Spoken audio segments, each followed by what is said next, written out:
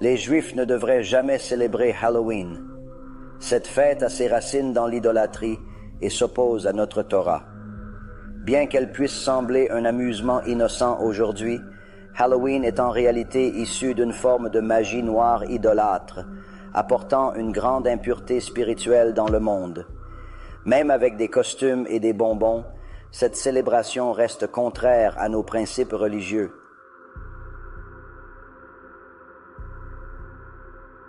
Halloween est perçu comme une simple fête aujourd'hui. Ignoré par moi et beaucoup de Juifs pendant longtemps, son aspect superficiel, costumes, œufs lancés, papier toilette partout, jeux d'enfants turbulents, cache une vérité profonde. Son origine réelle est en fait l'avoda zara, une pratique ancienne et controversée. C'est en fait de l'idolâtrie. Et une forme d'idolâtrie de magie noire très, très horrible qui contient beaucoup de touma.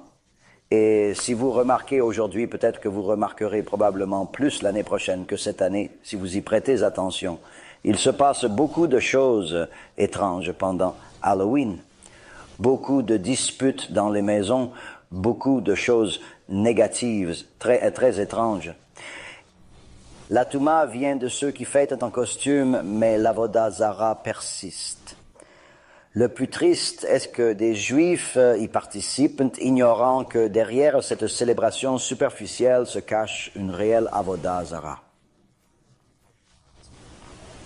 Vous savez, si les goyim le célèbrent, c'est une chose. Mais quand un Juif célèbre et s'enthousiasme pour, vous savez, quelque chose qui est contre la Torah, c'est très triste car cela nous rappelle à quel point nous sommes ignorants dans cette génération. Rav Ovadia Zeka Sher Tiesdaike Elber Keach, dans ces dernières années, a dit certaines choses qu'il n'avait jamais dites auparavant. Il voulait vraiment que les gens comprennent l'importance d'étudier la Torah et de suivre la halakha avec diligence. Peu importe quand le Mashiach arrive, si vous suivez ces principes fondamentaux, tout ira bien dans votre vie. Il n'a pas divulgué beaucoup de choses surnaturelles, préférant se concentrer sur l'essentiel, mais a une fois mentionné avoir fait un rêve où il a rencontré le Mashiach.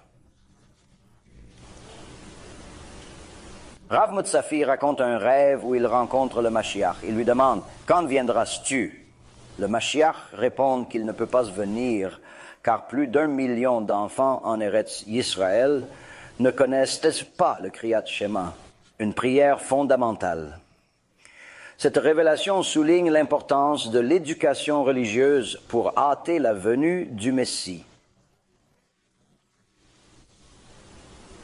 Le niveau d'ignorance est alarmant, même en Eretz Yisraël, où l'hébreu domine. Beaucoup ignorent le Shema Israël, base de l'identité juive. En Amérique, la situation est pire. Aujourd'hui, nombreux sont ceux qui recherchent des solutions rapides sans comprendre les fondements de notre tradition, négligeant ainsi l'importance d'une véritable connaissance religieuse. L'ignorance n'est pas limitée au monde laïque. Elle existe aussi dans les communautés conservatrices, réformées et même orthodoxes. Le monde orthodoxe est aujourd'hui très confus. Il ne distingue plus le juste du faux. Les gens sont désorientés car nous cherchons tous à être bons et amicaux, mais nous oublions l'essentiel. Cette confusion règne partout, y compris dans les cercles religieux qui se sont éloignés de la vérité. Qu'il y a un verset dans la Torah qui dit qu'il n'y a pas de paix avec les Reshaim. Pas de paix. C'est Hachem qui l'a dit, pas moi. Pourquoi? Pourquoi pas de paix avec les Reshaim? Vous avez un devoir en tant que Juif. Vous êtes censé servir Hachem. C'est votre devoir. C'est pour cela que vous êtes venus dans le monde. Vous n'aimez pas votre devoir, tant pis. C'est votre devoir.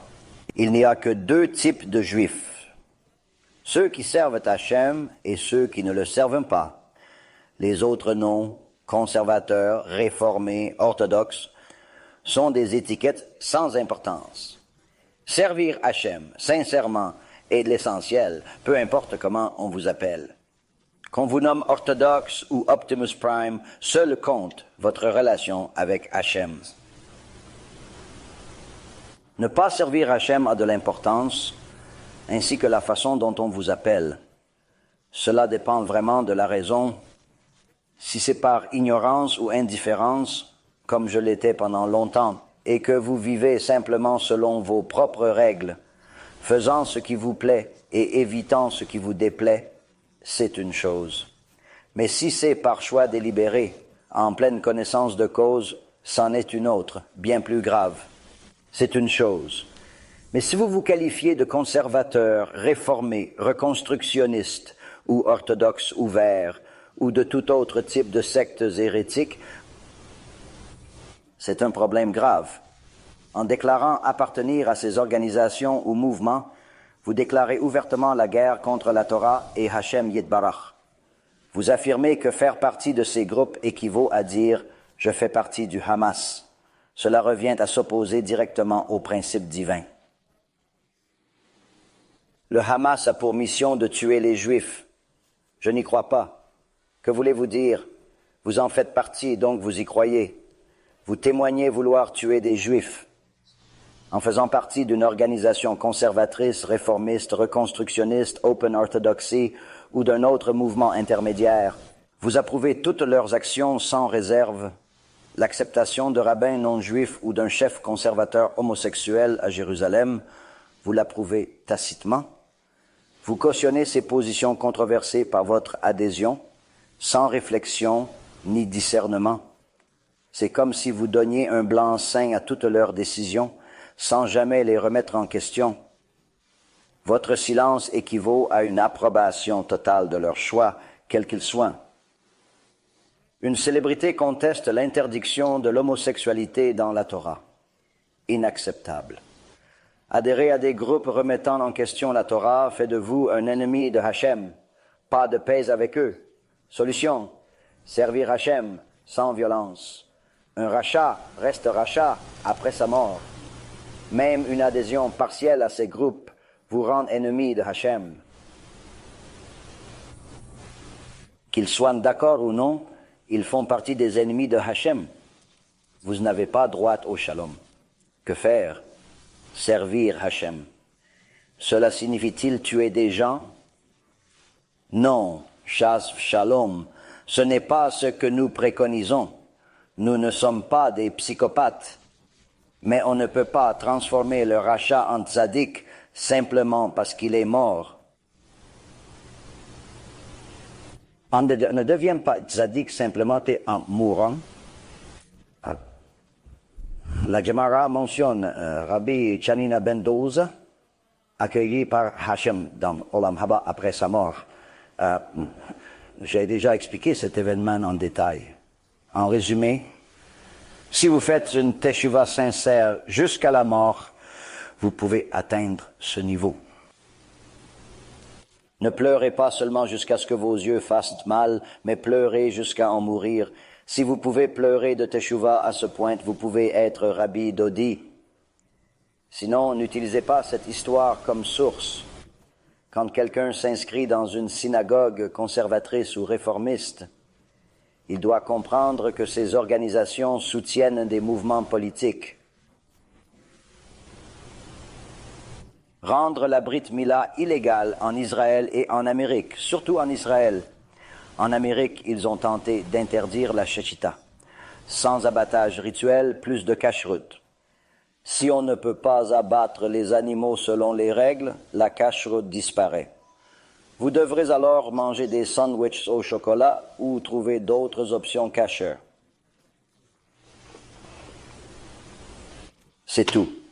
Pas de kashrut, pas d'abattage, pas de kashrut. Ils voulaient l'interdire et ils essayent encore. Ainsi, et beaucoup d'autres règles anti-Torah qu'ils ont et différents mouvements politiques qu'ils ont, pro-avortement, et beaucoup d'autres choses qui sont contre la Torah. Surtout, ils croient unanimement que la Torah n'est pas du ciel. Ils croient que la Torah orale n'est pas fiable, mais dynamique et modifiable. On peut changer la halakha, les lois, tout sans limite. Comme des Legos, on en fait un transformateur un jour, un avion le lendemain, une maison, puis une ferme. On les utilise sans respect pour leur structure originale. Quelqu'un qui manipule ainsi la Torah, sans égard pour sa sainteté. Appeler quelqu'un Kadosh pour avoir été assassiné va à l'encontre de la Torah. Nous devons être une lumière pour les nations, pas suivre leurs pratiques. Chaque Juif doit se rappeler son identité. Nous ne célébrons pas les fêtes non juives, même si elles paraissent inoffensives. Nous sommes censés suivre la voie de la Torah, pas les coutumes étrangères. C'est un zilzul, un manque de respect envers la Torah, et cela peut mener à un Shilul Hashem, une profanation du nom de Dieu. Tenez-vous-en à notre sainte Torah et à nos propres fêtes. C'est le chemin d'un véritable Juif.